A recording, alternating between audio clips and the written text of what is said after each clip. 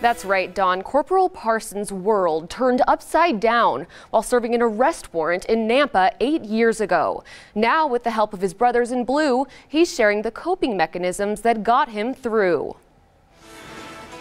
No, where's Parsons? 8 years ago, Corporal John Parsons, I know being a cop could be dangerous, but I had no idea that this was a possibility. Thought he'd never see himself inside the four walls of Nampa PD again. There was a time after it that I thought, no, this isn't what I want to do. This isn't what I signed up for. In a career that nearly left his daughters without a dad and his high school sweetheart without a husband. I talked to her about it. I realized that I liked the job. I loved the job. There's nothing else I wanted to do other than that. Now, in front of his class full of new recruits,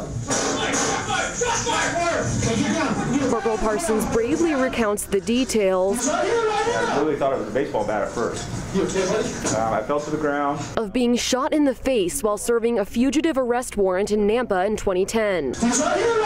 Medics arrived on scene. Bent over, spitting out blood and teeth and bone and everything else, right? I was able to make it to the hospital and overcome the injuries and come back to work. Back to work only 4 months later, hungrier than ever to serve the city he grew up in. I wanted to do the hardest thing that the department offers, and that was the selection for the SWAT team. Corporal Parsons continues to honorably serve as a Nampa police officer, school resource officer, and tactical response team member. But while he may have healed physically, Parsons says for cops, the emotional aspect can be a whole other battle, in some cases leading officers to suicide. How do you overcome that emotional stuff? How do you overcome that with your family? Now at Nampa PD and at CWI, he teaches an emotional survival class. Whether you see a 2-year-old child dead from a car crash, things like that that are build up in your trauma trash can, so to speak. Teaching students to not bottle their emotions in, speak out and get help. Because everybody has these feelings. We're humans too, we're not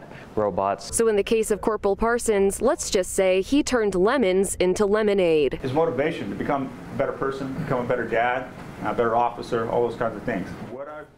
Corporal Parsons also tells me Nampa Police Department provides free counselors for officers so they can get the help they need. Madeline, what about help from the state level? Actually, right now, Idaho State does not cover PTSD treatment under workers' comp for first responders. But since it's the legislative session this month, they are working on changing that. All right. Thanks, Madeline.